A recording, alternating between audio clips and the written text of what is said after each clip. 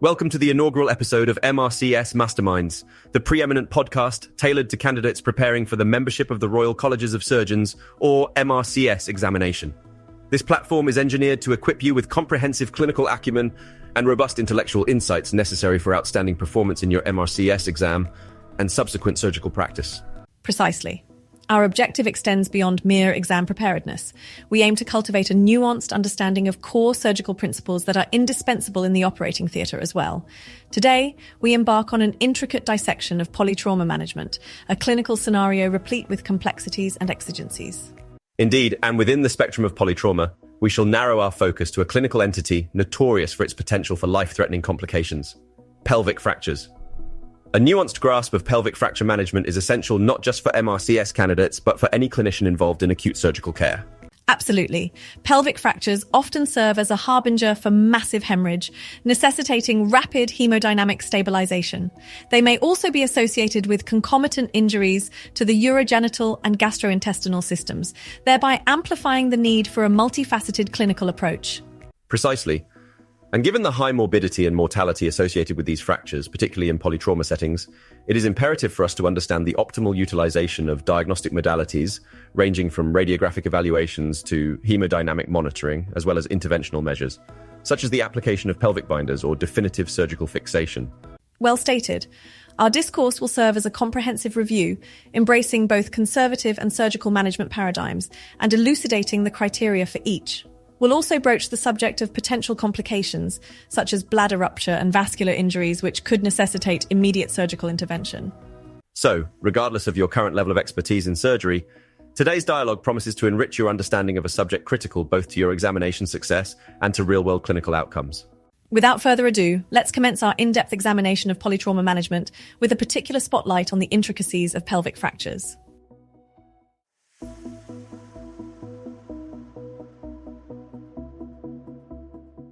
Now that we've set the groundwork, let's delve into the core principles of managing a polytrauma patient, especially those who have sustained pelvic fractures. The ABCDE approach is quite universal in trauma management, wouldn't you agree? Absolutely. The ABCDE, standing for airway, breathing, circulation, disability, and exposure, is a methodical approach that ensures you don't miss life-threatening injuries. When it comes to pelvic fractures, C, or circulation, often demands immediate attention due to the potential for significant hemorrhage. So, after completing the ABCDE assessment, what would be our next step in stabilizing a patient? Hemodynamic stabilization is key. Volume resuscitation is often initiated with crystalloids, but depending on the patient's condition, transitioning to blood products may be warranted. MRCS candidates should be prepared to answer questions about appropriate triggers for this transition. And don't forget vasopressors. They might be necessary to sustain perfusion if the patient isn't responsive to fluids. Right, but before you even get to that point, in cases of pelvic fractures, we've got another tool in our arsenal, the pelvic binder. Indeed, pelvic binders can be life-saving. They are designed to reduce pelvic volume and thereby limit hemorrhage. However, it's critical to apply them correctly. The MRCS exam often quizzes candidates on this, asking when a pelvic binder should be used and how to correctly position it. They must be placed over the trochanters, not the abdomen, to avoid exacerbating the injury. Precisely, correct application can make a profound difference in patient outcomes. Now, what about surgical intervention versus conservative management? That's a crucial point. MRCS candidates should understand that not all pelvic fractures require surgical stabilization. Hemodynamically stable patients with isolated stable pelvic fractures are often managed conservatively. However, unstable fractures or persistently unstable hemodynamic status may necessitate surgical intervention. And this is likely to come up in MRCS scenarios, where you're given a vignette and asked to choose the most appropriate management strategy. Absolutely. And that's why mastering these principles is pivotal, both for optimizing patient outcomes in clinical settings and for navigating the complex scenarios you're likely to encounter in the MRCS exam. In summary, we've discussed the ABCDE approach to polytrauma, the nuances of resuscitation and hemodynamic stabilization, the utility and application of pelvic binders, and how to discern between cases requiring surgical intervention and those that can be managed conservatively. These are all vital competencies for both real-world clinical practice and MRCS exam success.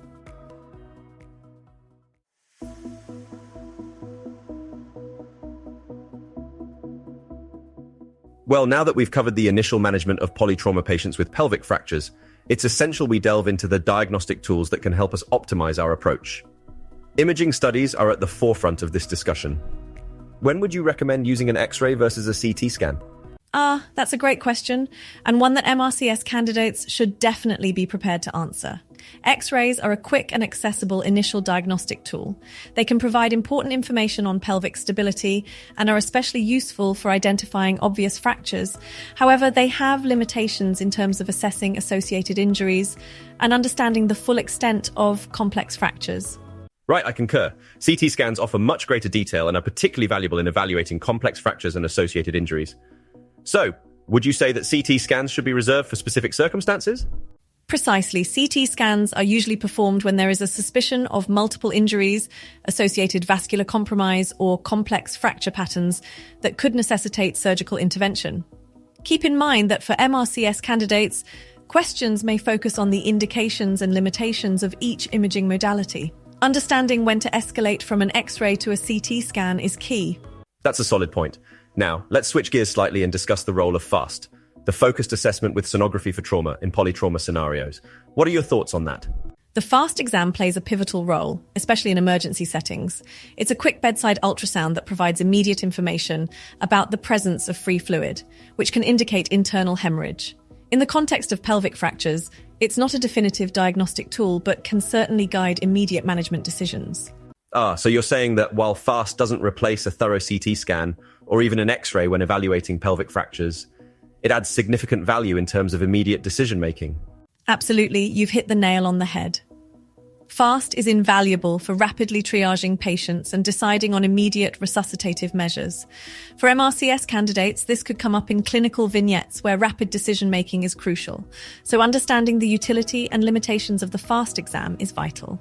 To sum up, diagnostic tools are invaluable aids in polytrauma management. Whether it's the initial screening capability of an X-ray, the detailed assessment from a CT scan, or the immediate insights from a FAST exam, each has its place and utility. Knowing when and how to use these tools is not just essential for clinical practice, but is also likely to be rigorously examined in the MRCS. Couldn't agree more. These diagnostic tools each have their strengths and weaknesses, and the skill lies in knowing how to use them judiciously to maximize patient outcomes.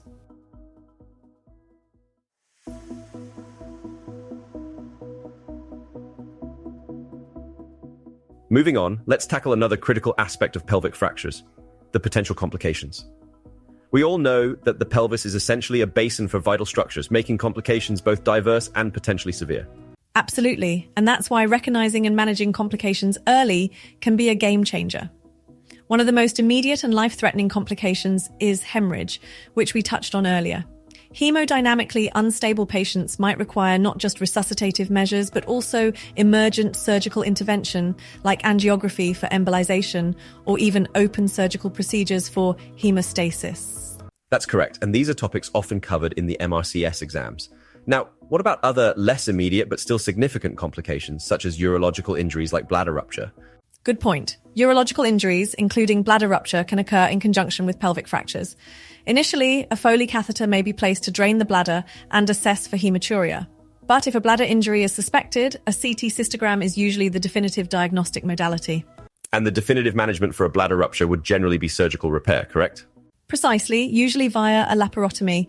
It's another potential scenario that MRCS candidates might encounter, so knowing both the diagnostic and management steps is key. What about other complications such as nerve injuries or even complications from associated injuries like chest or abdominal trauma? Nerve injuries can occur, particularly affecting the sacral plexus. These are usually managed conservatively initially, with surgical intervention reserved for persistent or severe cases. Associated injuries like chest or abdominal trauma would, of course, require their own targeted interventions, often concurrently. And all these could make for intricate MRCS scenarios where multi-system management might be necessary.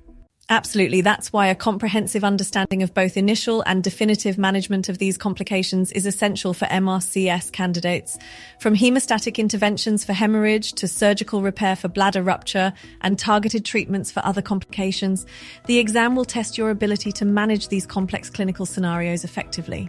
So, in essence, managing pelvic fractures doesn't end with just stabilizing the fracture and controlling immediate life threats. Complications can arise that require both initial and definitive steps, and being adept at navigating these complexities is crucial for patient outcomes and for MRCS exam success. Spot on. It's about understanding the full clinical picture and managing it effectively, a skill set that's invaluable for real-world practice and for acing the MRCS exam.